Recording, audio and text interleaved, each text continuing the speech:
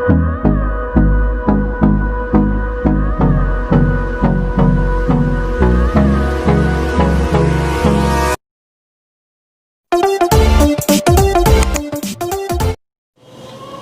Tutorial চ্যানেলে তোমাদের সবাইকে স্বাগত জানাই। আজকের ক্লাসটা একটু অন্যরকম। বিভিন্ন প্রতিযোগিতামূলক পরীক্ষায় আসা 20টা ভয়েস চেঞ্জকে একত্রে নিয়ে একটি প্র্যাকটিস পেপার সলভ করে দেখাবো। তোমরাও আমার সাথে পেপারটাকে সলভ করার চেষ্টা করো। আশা করি ক্লাসটা শেষ পর্যন্ত মনোযোগ দিয়ে দেখবে। 1 নম্বরের কোশ্চেনটা দেখো, I remember my sister taking me two the museum. এর 5টা অপশান আছে। আই হচ্ছে এখানে সাবজেক্ট, রিমেম্বার হচ্ছে ভার্ব অর্থাৎ ফাইনাইট ভার্ব, মেন ভার্ব, আর এখানে আরেকটা নন ফাইনাইট ভার্ব আছে টেকিং। এটা হচ্ছে কিন্তু নন ফাইনাইট ভার্ব।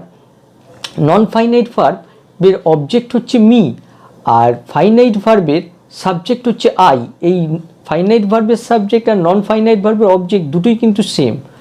সেক্ষেত্রে যখন ভয়েস চেঞ্জ করা হয় তখন সাবজেক্ট আর মেন ভার্বকে কিন্তু রেখে দেওয়া হয়, কোনো চেঞ্জ করা হয় না। আই রিমেম্বার হবে। তারপরে এই টেকিং হচ্ছে নন ফাইনাইট ভার্বের সাবজেক্ট হচ্ছে মাই সিস্টার, আর টেকিংয়ের অবজেক্ট হচ্ছে me. My sister taking me অর্থাৎ সাবজেক্ট ভার্ব অবজেক্ট ধরে আমাদের ভয়েস চেঞ্জ করতে হবে। তাহলে ভয়েস চেঞ্জ করার সময় আই রিমেম্বারটা লিখে নিতে হবে। তারপরে এই মিটা মাই সিস্টারের জায়গায় আই হয়ে আসবে, অর্থাৎ অবজেক্টটা সাবজেক্ট হবে। কিন্তু এই আইটা থাকার জন্য আর এই আইটা এখানে আই লেখার দরকার নেই। সরাসরি টেকিংটা আইএনজি ফর্ম আছে বলে বিং টেকেন হয়ে যাবে। তারপরে টু দ্য মিউজিয়াম, তারপরে সাবজেক্টটা হয়ে যাবে বাই মাই সিস্টার। তাহলে আমাদের অপশান দেখো, বি এর অপশানটা দেখো, I remember being taken to the museum by my sister. তাহলে বাকি অপশানগুলো আর দেখার দরকার নেই। তাহলে আমাদের উত্তর হবে বি। 2 নম্বর, they drew a circle in the morning. এখানে দে হচ্ছে সাবজেক্ট, ডিউ হচ্ছে ভার্ব, এ সার্কেল হচ্ছে অবজেক্ট, আর বাকিটা দেখার দরকার নেই। সাবজেক্ট ভার্ব অবজেক্ট পেয়ে গেছি। এর অপশানগুলো দেওয়া হলো। এ সার্কেল হচ্ছে এখানে অবজেক্ট, তাহলে অবজেক্টটা সাবজেক্ট হয়ে যাবে এ সার্কেল। তারপরে ডিউটা হয়ে যাবে ওয়াজ ড্রন, তারপরে দেটা আসবে বাই দেম, আর বাকিটা আসবে ইন দ্য মর্নিং।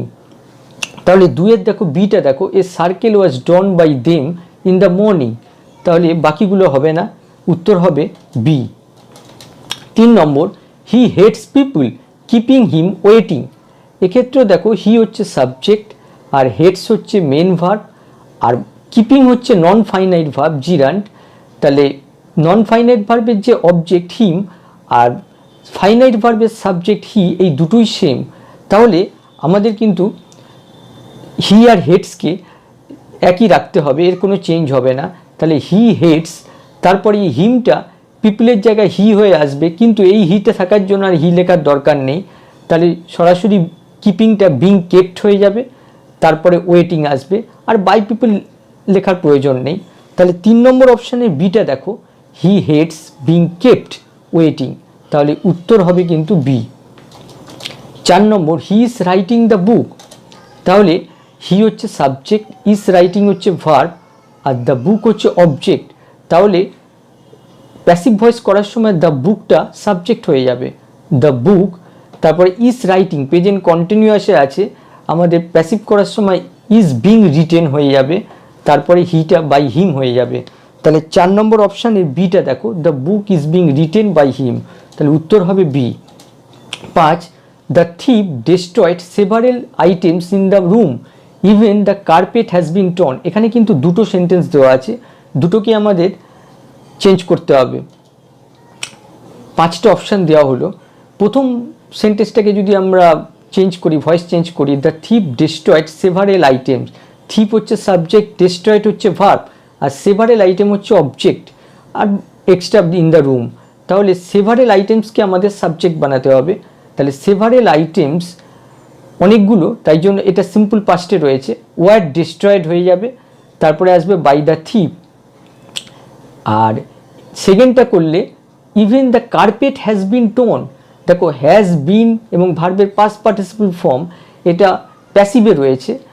তাহলে the carpet has been torn by কে, অবশ্যই থিপ হবে এখানে। তাহলে এটাকে যদি আমরা প্যাসিভটাকে অ্যাক্টিভ করি তাহলে কি আসবে, এটা যেহেতু প্রেজেন্ট পারফেক্টে রয়েছে তাহলে আসবে থিপ হ্যাজ স্টোন, বিনটা আসবে না, থিপ হ্যাজ স্টোন দ্য কার্পেট। তাহলে 5 নম্বরের এটা দেখো, several items in the room were destroyed by thief. আর সেকেন্ডটা হচ্ছে he has even torn the carpet. তাহলে আমাদের উত্তর হবে A. 6 number the weather disrupted the final match. তাহলে এখানে সাবজেক্ট হচ্ছে ওয়েদার, ডিসরাপ্টেড হচ্ছে ভার্ব, আর দ্য ফাইনাল ম্যাচ হচ্ছে অবজেক্ট। অপশানগুলো দেখে নাও। এখানে ফাইনাল ম্যাচ হচ্ছে সাবজেক্ট হয়ে যাবে, তারপরে সিম্পল পাস্ট এটা ওয়াজ ডিসরাপ্টেড হয়ে যাবে, তারপরে আসবে বাই দ্য ওয়েদার। তাহলে এখানে 6 নম্বরে সিটা দেখো, the final match was disrupted by the weather. তাহলে আমাদের উত্তর হবে C. 7 my friends are going to watch a movie tonight. এখানে মাই ফ্রেন্ড হচ্ছে সাবজেক্ট, আর গোয়িং এটা হচ্ছে মেন ভার্ব বা ফাইনাইট ভার্ব, আর টু ওয়াচ হচ্ছে ইনফিনিটিভ নন ফাইনাইট ভার্ব, আর এ মুভি হচ্ছে এখানে অবজেক্ট। এবারে এই অবজেক্টকে আমাদের সাবজেক্ট বানাতে হবে। অবজেক্টকে যদি সাবজেক্ট বানানো হয় তাহলে কিন্তু এই ভার্বগুলো সব চেঞ্জ হবে, অর্থাৎ আমরা জানি যে এগুলো অ্যাক্টিভ থেকে এগুলো সব প্যাসিভে আসবে। তাহলে এ মুভি আসবে, তারপরে এটা কিন্তু কোনো চেঞ্জ করা যাবে না এই মেন ভার্বকে, তার কারণ হচ্ছে গো হচ্ছে আমরা জানি ইন্ট্রানজিটিভ ভার্ব, তার জন্য এটা কোনো চেঞ্জ হবে না। এ মুভি থাকার জন্য ইজ আসবে, এ মুভি ইজ গোয়িং। তারপরে টু ওয়াচটা আমরা জানি যে ইনফিনিটিভ প্যাসিভ করলে টু বি ওয়াচড হয়ে যায়, তাহলে a movie was going to be watched, sorry a movie is going to be watched. তারপরে আসবে এই সাবজেক্টটা হয়ে যাবে by my friends tonight. তাহলে এখানে অপশান দেখো, 7 নম্বরের এ অপশানটা দেখো, a movie is going to be watched by my friends. তাহলে উত্তর হবে A. Rohit was taken to the hospital by the villagers. অপশানগুলো দেখে নাও। তাহলে এখানে দেখো ওয়াজ টেকেন, ভার্বটা লক্ষ্য করো, ওয়াজ প্লাস ভার্বের পাস্ট পার্টিসিপল ফর্ম অর্থাৎ প্যাসিভ ভয়েসে রয়েছে, আর বাই দ্য ভিলেজার্স এটা দেখে আমরা বুঝতে পারছি এটা প্যাসিভ ভয়েসে রয়েছে। এটাকে অ্যাক্টিভ করতে হলে ভিলেজার্সটা সাবজেক্ট হয়ে যাবে, আর ওয়াজ টেকেন এটা আমরা জানি সিম্পল পাস্টে রয়েছে, টুক হয়ে যাবে। তাহলে ভিলেজার্স টুক কাকে নিয়ে গেছিল? রোহিতকে, এটা অবজেক্ট হয়ে যাবে, villagers took Rohit to the hospital. তাহলে 8 নম্বরে বিটা দেখো, villagers took Rohit to the hospital, উত্তর হবে বি, সরি। 9 নম্বর দেখো, you should open the wine about 3 hours before you use it.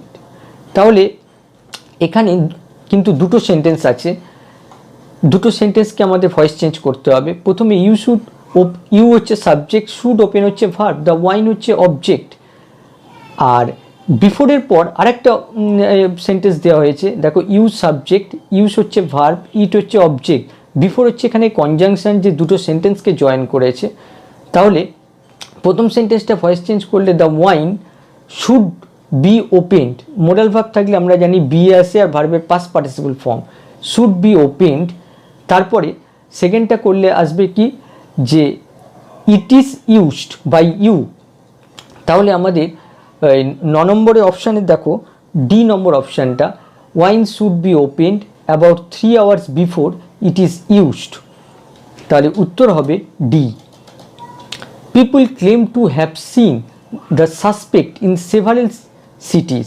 তাহলে পিপল হচ্ছে সাবজেক্ট, ক্লেম হচ্ছে ফাইনাইট ভার্ব বা main verb, to have seen এটা হচ্ছে নন ফাইনাইট ভার্ব, এখানে প্যাসিভ ইনফিনিটিভ এটা, টু হ্যাভ সিন, আর সাসপেক্ট হচ্ছে অবজেক্ট, এই সাসপেক্ট অবজেক্টটাকে আমাদের সাবজেক্ট বানাতে হবে।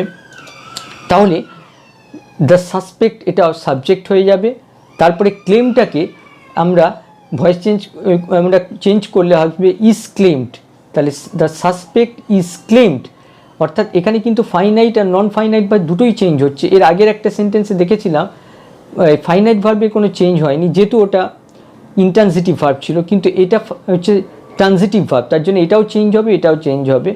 Suspect, the suspect is claimed, আর টু হ্যাভ সিনকে প্যাসিভ ভয়েসে করলে to have been seen in several cities, আর বাই পিপল লেখার দরকার পড়ে না। তাহলে 10-এর বিটা দেখো, the suspect is claim to have been seen in several cities, তাহলে উত্তর হবে B.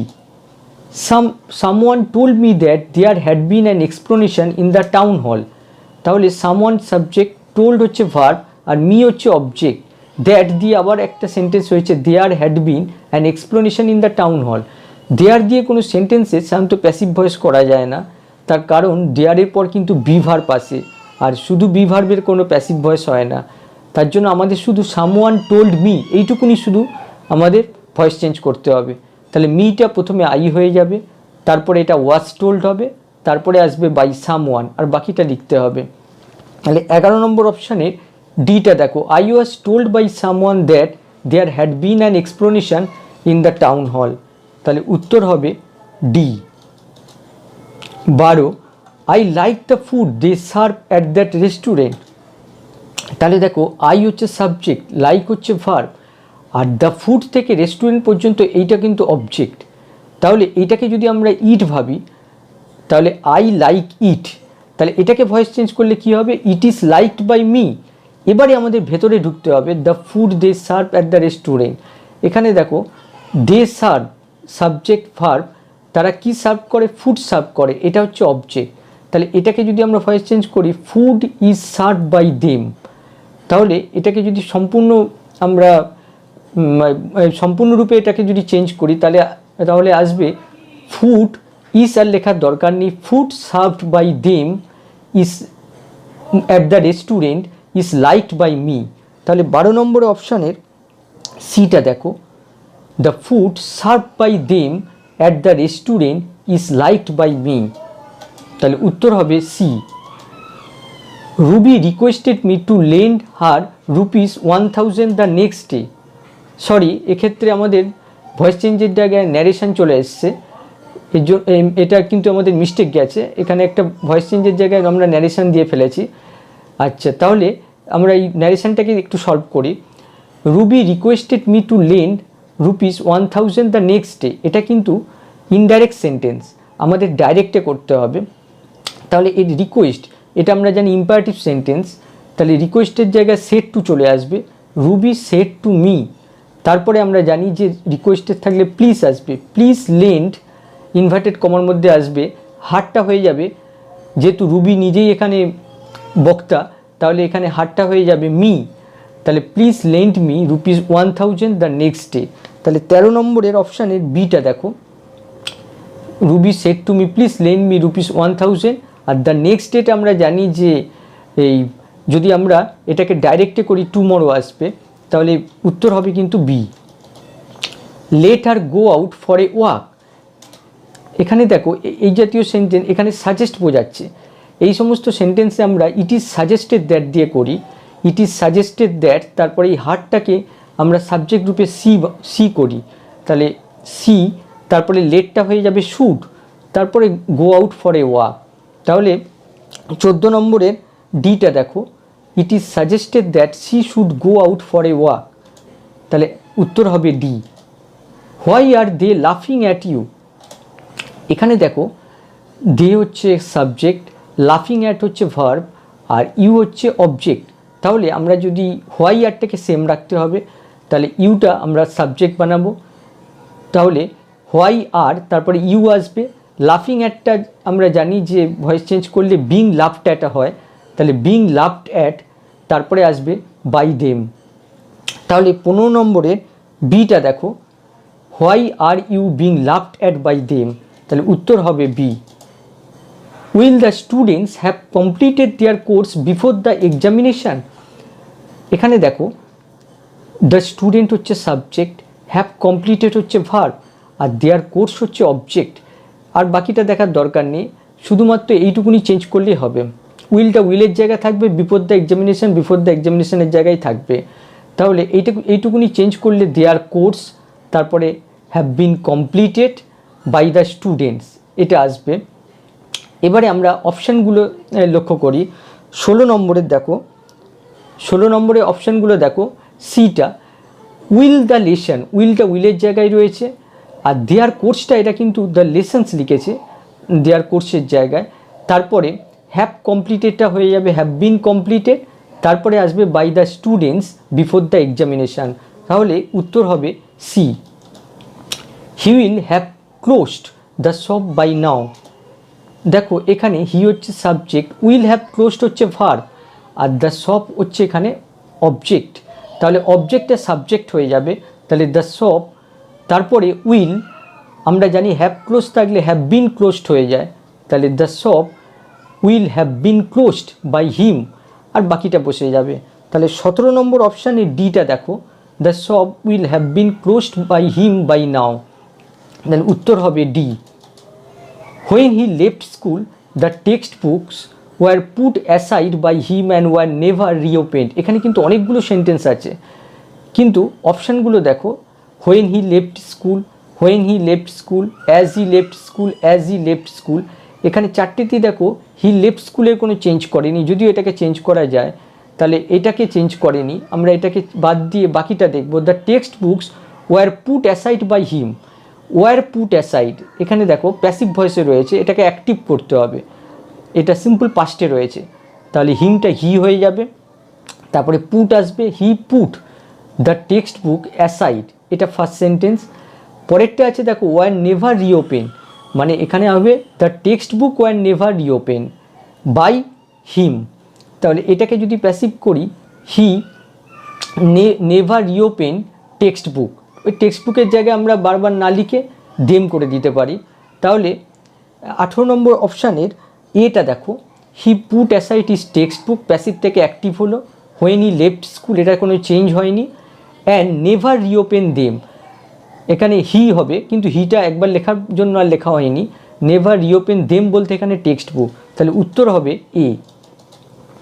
He was arrested on a charge of theft but for lack of evidence he was released, এখানে কিন্তু দুটো সেন্টেন্স রয়েছে, তাহলে দুটো সেন্টেন্সের ফার্স্ট সেন্টেন্সটা হচ্ছে হি ওয়াজ অ্যারেস্টেড, অর্থাৎ be verb past participle form থাকলে আমরা জানি প্যাসিভে রয়েছে, হি ওয়াজ অ্যারেস্টেড বাই পুলিশ, অর্থাৎ পুলিশই তাকে গ্রেপ্তার করেছিল, তাহলে আমরা পুলিশটাকে সাবজেক্ট বানাবো, তাহলে police arrested him on a charge of theft, আর for lack of evidence he was release, তাহলে এটা হবে he was release by police, তাহলে পুলিশ রিলিজড হিম, পুলিশ দুবার লেখার দরকার নেই, সেকেন্ড সেন্টেন্সে পুলিশ না লিখলেও চলবে।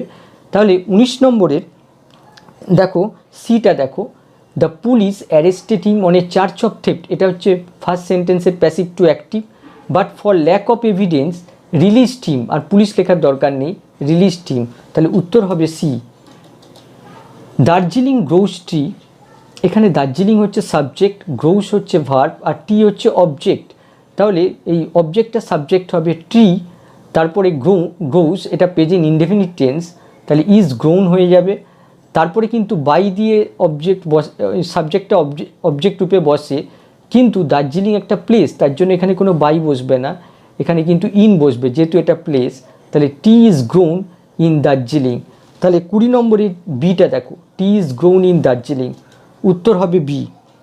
আজকে এই পর্যন্তই, পরের ক্লাসে ভয়েস চেঞ্জের আবার second practice set paper solve করাবো। আমার এই ক্লাসটা ভালো লাগলে লাইক ও শেয়ার করো, আর ভালো এডুকেশনাল ভিডিও পেতে চ্যানেলটাকে সাবস্ক্রাইব করো।